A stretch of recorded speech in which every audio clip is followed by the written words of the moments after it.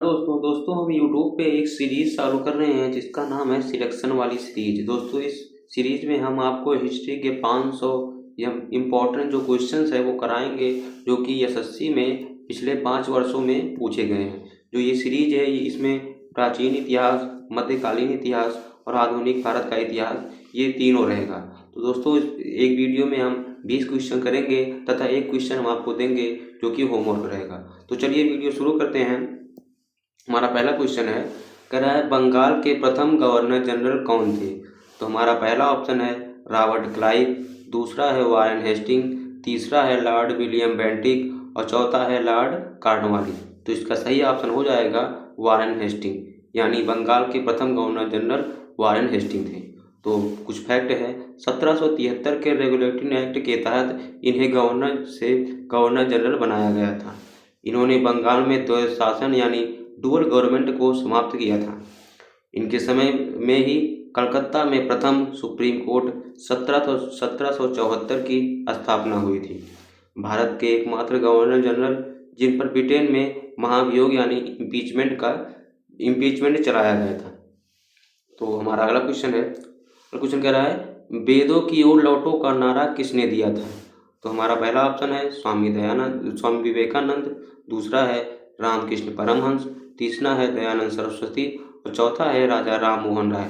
तो हमारा सही ऑप्शन हो जाएगा दयानंद सरस्वती, यानी वेदों की ओर लौटो ये दयानंद सरस्वती जी ने कहा था। तो पहले फैक्ट में है, इन्होंने 1875 में बम्बई में आर्य समाज की स्थापना की थी। दूसरा फैक्ट है, इनके बचपन का नाम मूल शंकर था। इनकी प्रसिद्ध पुस्तक सत्यार्थ प्रकाश हिंदी भाषा में लिखी गई है। इन्होंने ही सबसे पहले स्वराज शब्द का प्रयोग किया था। तो हमारा अगला क्वेश्चन है, क्वेश्चन कह रहा है 1857 के विद्रोह के समय भारत का वायसराय कौन था। हमारा पहला ऑप्शन है लॉर्ड डलहौजी, दूसरा है लॉर्ड कैनिंग, तीसरा ऑप्शन है लॉर्ड रिटेन, चौथा ऑप्शन है लॉर्ड कर्जन। तो हमारा सही ऑप्शन हो जाएगा ऑप्शन बी लॉर्ड कैनिंग, यानी 1857 की जब क्रांति हुई थी तो उस समय वायसराय लॉर्ड कैनिंग था। तो पहले फैक्ट में हम देखते हैं, यह भारत का अंतिम गवर्नर जनरल और प्रथम वायसराय था, यानी जो लॉर्ड कैनिंग है ये भारत का अंतिम गवर्नर जनरल और प्रथम वायसराय था। इसके समय में ही 1857 का महान विद्रोह शुरू हुआ था। इसने वेपगत का सिद्धांत यानी डॉक्ट्राइन ऑफ लैव को समाप्त किया था। 1861 का इंडियन काउंसिल एक्ट इन्हीं के कार्यकाल में पारित हुआ था। तो हमारा अगला क्वेश्चन है, अगला क्वेश्चन कह रहा है आनंद मठ उपन्यास के लेखक कौन है। हमारा पहला ऑप्शन है रविंद्रनाथ टैगोर, दूसरा ऑप्शन है बंकिम चंद्र चटर्जी, तीसरा ऑप्शन है मुंशी प्रेमचंद और चौथा ऑप्शन है शरत चंद्र चट्टोपाध्याय। तो हमारा सही ऑप्शन हो जाएगा ऑप्शन बी बंकिम चंद्र चटर्जी। पहला फैक्ट है, पहले फैक्ट में कह रहा है हमारा राष्ट्रीय गीत वंदे मातरम इसी उपन्यास से लिया गया है, यानी जो वंदे मातरम है ये आनंद मठ से लिया गया है। दूसरा फैक्ट है, यह उपन्यास 18वीं शताब्दी के सन्यासी विद्रोह पर आधारित है, यानी जो सन्यासी विद्रोह या आनंद मठ के उपन्यास पर आधारित है। वंदे मातरम पहली बार 1896 के कांग्रेस अधिवेशन में गाया गया था।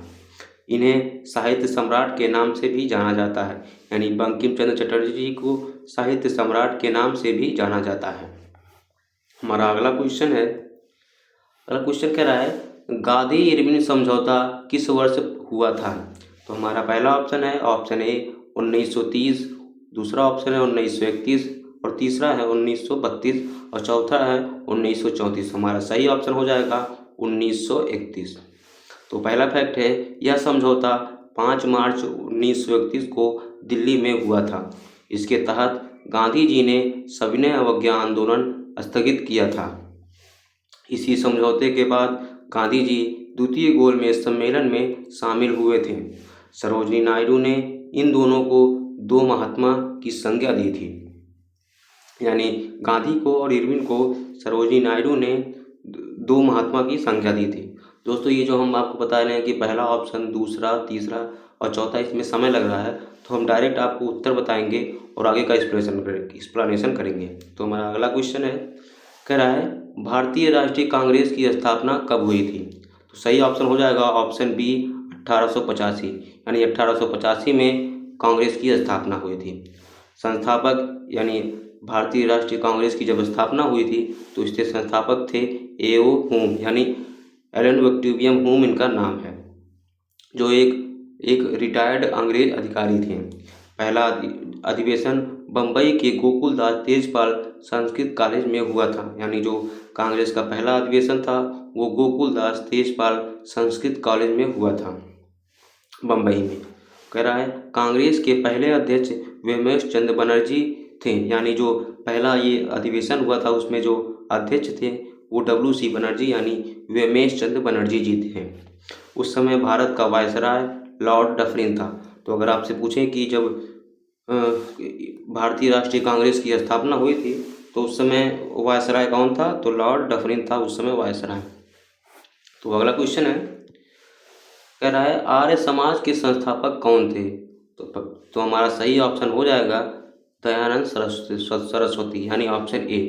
तो आर्य समाज की स्थापना की अगर बात करें तो इसकी स्थापना 10 अप्रैल 1875 को बम्बई में हुई थी। इसका मुख्य उद्देश्य वैदिक धर्म को शुद्ध रूप से स्थापित करना था। इन्होंने छुआछूत और मूर्ति पूजा का कड़ा विरोध किया था। आर्य समाज ने शिक्षा के लिए DAV स्कूलों की श्रृंखला शुरू की थी। अगला क्वेश्चन है, कह रहा है जलियांवाला बाग हत्याकांड किस तिथि को हुआ था। तो हमारा सही ऑप्शन बी हो जाएगा 13 अप्रैल 1919 को जलियांवाला बाग हत्याकांड हुआ था। यह घटना पंजाब के अमृतसर में बैसाखी के दिन हुआ था। उसके बाद है, कह रहा है जनरल O. डायर ने इन निहत्थे भीड़ पर गोली चलाने का आदेश दिया था। एक मिनट, आदेश दिया था। आगे कह रहा है इसके विरोध में रविंद्रनाथ टैगोर ने नाइटहुड की जो उपाधि है वो लौटा दी थी। इसकी जांच के लिए सरकार ने हंटर आयोग का गठन किया था। तो हमारा अगला क्वेश्चन है, अगला क्वेश्चन कह रहा है प्रार्थना समाज की स्थापना किसने की थी। तो हमारा सही ऑप्शन हो जाएगा ऑप्शन बी आत्माराम पांडुरंग, यानी प्रार्थना समाज की स्थापना आत्माराम पांडुरंग ने किया था। इसकी स्थापना 1867 में बम्बई में हुई थी। महादेव गोविंद रनाडे इस समाज के सबसे प्रभावशाली नेता बने। इसका उद्देश्य हिंदू धर्म के भीतर सामाजिक सुधार लाना था। इन्होंने विधवा विवाह और स्त्री शिक्षा पर विशेष जोर दिया, यानी आत्माराम पांडुरंग जी ने विधवा विवाह और स्त्री शिक्षा पर विशेष जोर दिया। हमारा अगला क्वेश्चन है ब्रह्म समाज की स्थापना किसने की थी। तो हमारा सही ऑप्शन हो जाएगा ऑप्शन बी राजा राम मोहन राय, यानी ब्रह्म समाज की स्थापना राजा राम मोहन राय जी ने किया था। इसकी स्थापना 1828 में कलकत्ता में हुई थी। यह भारत का पहला महत्वपूर्ण धार्मिक सुधार आंदोलन था। राजा राम मोहन राय को भारतीय पुनर्जागरण का जनक कहा जाता है। ये भारतीय पुनर्जागरण का जनक, ये इम्पोर्टेंट है, अगर पूछे कि भारतीय पुनर्जागरण का जनक किसे कहते हैं तो राजा राम मोहन राय को कहते हैं। कह रहा है इन्होंने मुगल सम्राट द्वारा राजा की उपाधि प्राप्त की थी। अगर आपसे पूछे कि राजा राम मोहन राय को राजा की उपाधि किसने दी थी तो उन्हें मुगल सम्राट ने दी थी। हमारा अगला क्वेश्चन है बक्सर का युद्ध किस वर्ष लड़ा गया था। तो हमारा सही ऑप्शन हो जाएगा 1764, यानी बक्सर का युद्ध 1764 में लड़ा गया था। यह युद्ध अंग्रेजों और मीर कासिम शुजाउद्दौला शाह आलम द्वितीय की संयुक्त सेना के बीच हुआ था। अंग्रेजी सेना का नेतृत्व हेक्टर मुनरो ने किया था। इस युद्ध के बाद 1765 में इलाहाबाद की संधि हुई। अगर हमसे पूछे कि बक्सर के युद्ध में कौन सी संधि हुई तो ये 1765 में इलाहाबाद की संधि हुई थी। इस जीत ने बंगाल पर अंग्रेजों का पूर्ण नियंत्रण स्थापित किया। हमारा अगला क्वेश्चन है कह रहा है सहायक संधि यानी सब्सिडरी अलायंस की शुरुआत किसने की थी। तो इसका सही ऑप्शन हो जाएगा लॉर्ड वेलेजली, यानी सहायक संधि की शुरुआत लॉर्ड वेलेजली ने किया था। सहायक संधि स्वीकार करने वाला पहला राज्य हैदराबाद था, जो कि 1798 में सहायक संधि को 1798 में हैदराबाद ने सबसे पहले स्वीकारा था। वेलेजली खुद को बंगाल का शेर कहता था। इसका उद्देश्य भारत में फ्रांसीसियों के प्रभाव को कम करना था। टीपू सुल्तान ने इस संधि को स्वीकार करने से मना कर दिया था। हमारा अगला क्वेश्चन है, वर्नाकुलर प्रेस एक्ट 1878 में किस वायसराय ने लागू किया था? तो हमारा सही ऑप्शन हो जाएगा लॉर्ड लिटन, यानी vernacular press act Lord Lytton के समय आया था। इसका उद्देश्य भारतीय भाषाई अखबारों की स्वतंत्रता को छीनना था। इसे गैंग एक्ट, मुंह बंद करने वाला कानून भी कहा जाता है। अमृतसर बाजार पत्रिका इसे बेचने के लिए रातों रात अंग्रेजी अखबार बन गई। लॉर्ड रिपन ने 1882 में इस कानून को रद्द कर दिया था। अगर हमसे पूछे वर्नाकुलर प्रेस एक्ट किसने रद्द किया, तो ये लॉर्ड रिपन ने 1882 में इसे रद्द किया था। हमारा अगला क्वेश्चन है, भारत में स्थानीय स्वशासन का जनक किसे कहा जाता है? तो हमारा सही ऑप्शन हो जाएगा ऑप्शन बी लॉर्ड रिपन, यानी स्थानीय स्वशासन का जनक लॉर्ड रिपन को कहा जाता है। इन्हें 1882 में स्थानीय स्वशासन का प्रस्ताव पारित किया था इन्होंने। रिपन के समय ही 1881 में प्रथम नियमित जनगणना की शुरुआत की गई थी। अगर हमसे पूछे कि प्रथम नियमित जनगणना की शुरुआत किसके समय हुई थी, तो ये रिपन था 1881 में। कह रहा है प्रसिद्ध इल्बर्ट बिल इन्हीं के कार्यकाल में हुआ था, यानी जो इल्बर्ट बिल किसके कार्यकाल में आया था, तो लॉर्ड रिपन के कार्यकाल में आया था। इन्हें भारत का सबसे लोकप्रिय वायसराय माना जाता है। हमारा अगला क्वेश्चन है, सत्यशोधक समाज की स्थापना किसने की थी? तो हमारा सही ऑप्शन बी हो जाएगा ज्योतिबा फूले, यानी सत्यशोधक समाज की स्थापना ज्योतिबा फूले ने किया था। इसकी स्थापना 1873 में महाराष्ट्र में हुई थी। इसका उद्देश्य दलितों और निम्न जातियों को शोषण से मुक्त करना था। ज्योतिबा फूले की प्रसिद्ध पुस्तक का नाम गुलामगिरी है। इन्होंने पुणे में लड़कियों के लिए पहला स्कूल खोला। अगर हमसे पूछे कि लड़कियों के लिए सबसे पहले स्कूल किसने खोला, तो ये ज्योतिबा फूले थे, जो कि पुणे में खोला था इन्होंने। हमारा अगला क्वेश्चन है, कह रहा है प्लासी का युद्ध कब हुआ था, यानी बैटल ऑफ प्लासी कब हुआ था? तो हमारा सही ऑप्शन बी हो जाएगा 1757 में। यह युद्ध बंगाल के नवाब सिराजुद्दौला और रॉबर्ट क्लाइव के बीच हुआ था। नवाब के सेनापति मीर जाफर ने धोखा दिया था, यानी सिराजुद्दौला का जो सेनापति था मीर जाफर, उसने सिराजुद्दौला को जो धोखा दिया था। यह युद्ध नादिया जिले के पलासी भागीरथी नदी के तट पर हुआ था। यानी अगर हमसे पूछे कि बैटल ऑफ पलासी कहाँ हुआ था, तो ये नादिया जिले के पलासी नामक स्थान पर भागीरथी नदी के तट पर हुआ था। इस युद्ध ने भारत में ब्रिटिश साम्राज्य की नींव रखी थी। अगर हमसे पूछे कि भारत में ब्रिटिश साम्राज्य की नींव किस युद्ध ने रखी, तो ये बैटल ऑफ पलासी ही था। हमारा अगला क्वेश्चन है, कह रहा है स्वराज मेरा जन्मसिद्ध अधिकार है, यह नारा किसने दिया था? तो हमारा सही ऑप्शन हो जाएगा ऑप्शन बी बाल गंगाधर तिलक। इन्हें लोकमान्य और भारतीय अशांति का जनक भी कहा जाता है।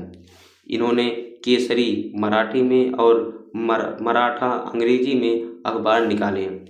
इन्होंने गणपति उत्सव और शिवाजी उत्सव शुरू किया।